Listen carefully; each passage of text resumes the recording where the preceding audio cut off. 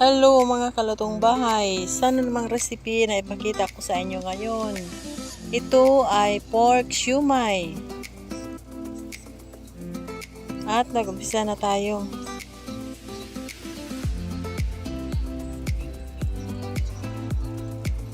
Ito, nalagay ko na dito ang giniling, yung bawang, hiniwa ko ng pinong-pino, sibuyas na pula, ang bell pepper, at saka itong carrots na grater ko, hinapos ko lang. At pagkatapos dito, haluin natin ito ng mabuti, mga kalutong bahay.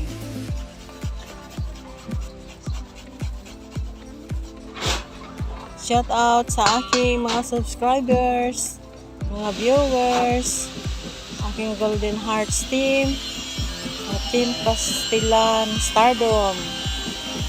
Hello. At naglagay na ako ng ground black pepper at saka konting asin. Haluin lang natin ito. Haluin ng mabuti para ma-mix lahat.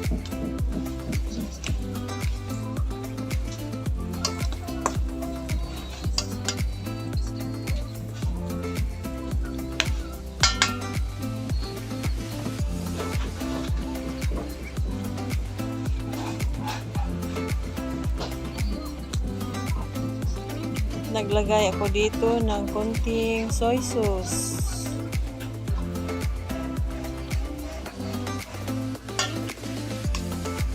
Haluin.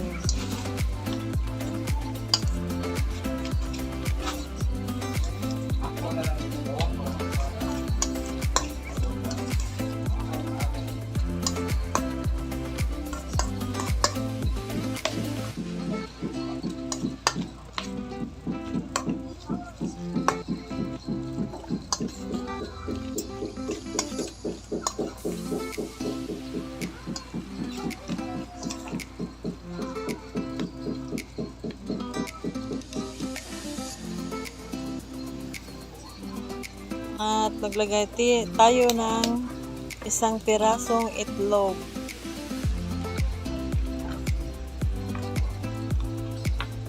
Haluin ulit natin para ma-mix lahat.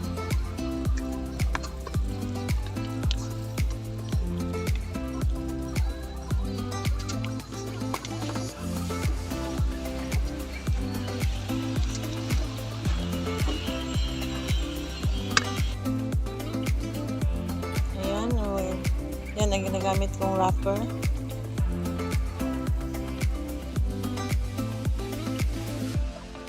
Ganyan lang. Hiwa-hiwalayin muna natin yung wrapper para madali na lang ang balot natin. Madali lang siya. Ayan, nakabalot na ako ng dalawa. Sinabukan ko na ganyanin ko ang paglagay ng meat sa wrapper. Parang ganyan. Pero hindi ako dyan kampante.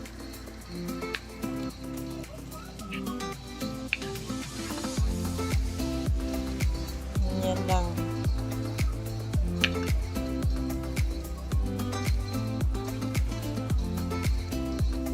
Ganyan lang ang pagkarap. Ganyan. Parang ano lang tayo ng bulaklak.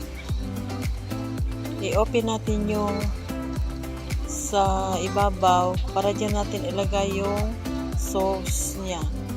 Mamaya gagawa tayo ng sauce. Ayan lang.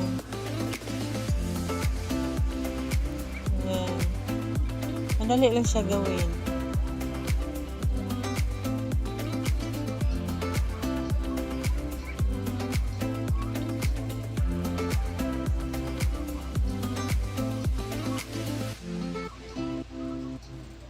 Yan lang.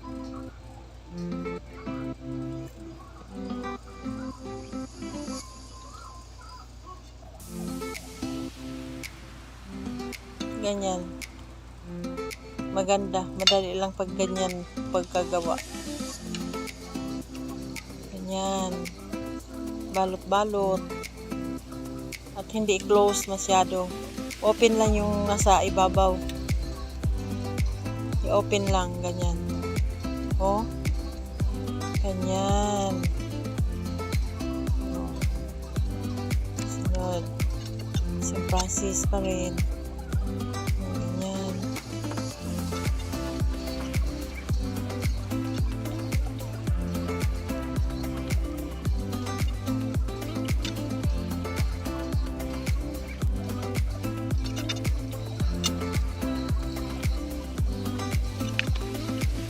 Ayan.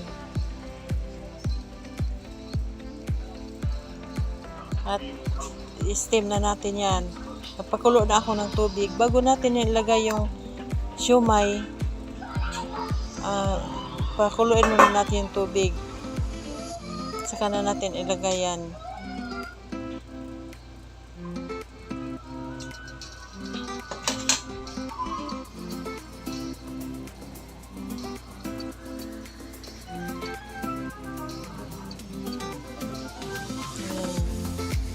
Hanggang sa mapuno yung steamer.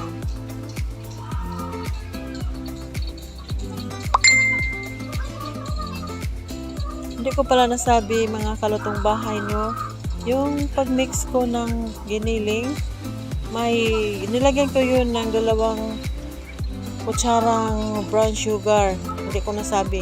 Brown sugar yung nilagay ko yung 2 beses para padagdag lasa yun. Kailangan talagang may sugar, brown sugar.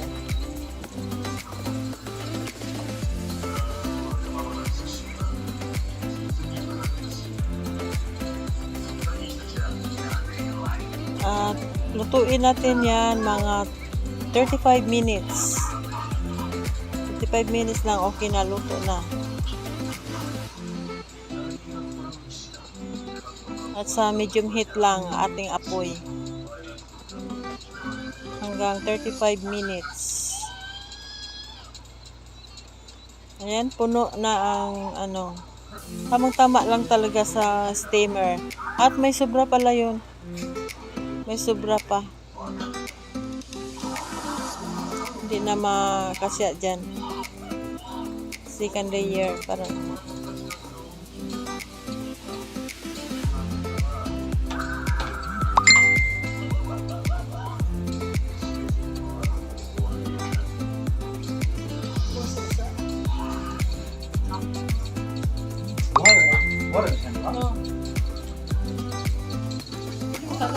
yan, nagkamali ako dyan.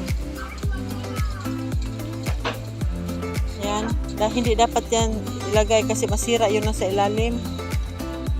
Inulit ko yan mga kaluto. Hindi ko lang pinakita.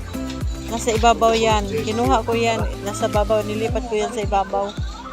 Kasi masira yung nasa ilalim. Ano siya? Kabugatan. Ayan.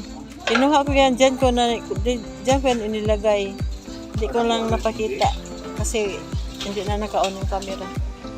Tingnan nyo na lang pag luto nyan. Kita nyo nasa ibabaw na yung nilagay ko, yung second layer.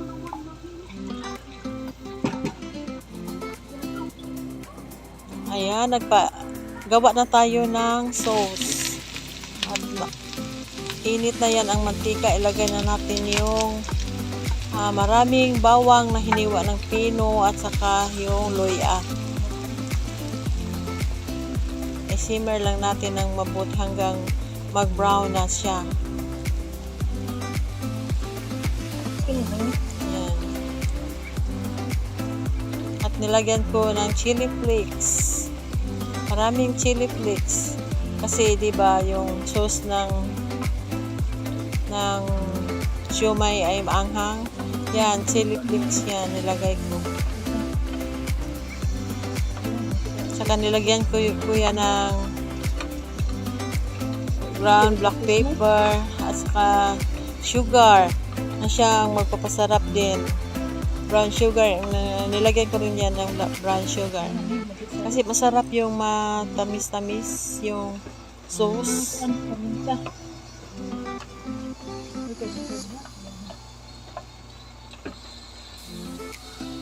Ayan na siya. Nilagyan ko ng soy sauce.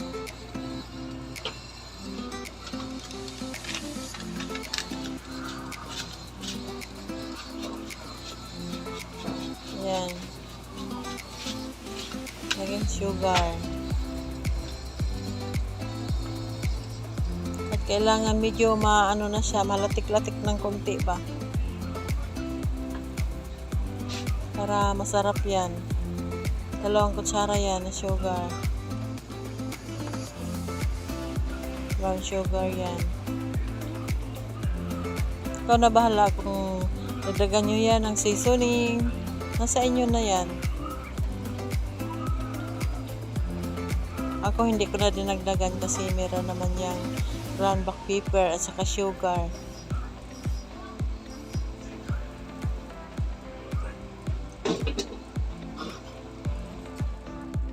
Ayan, at ito na ang ating pork siumay.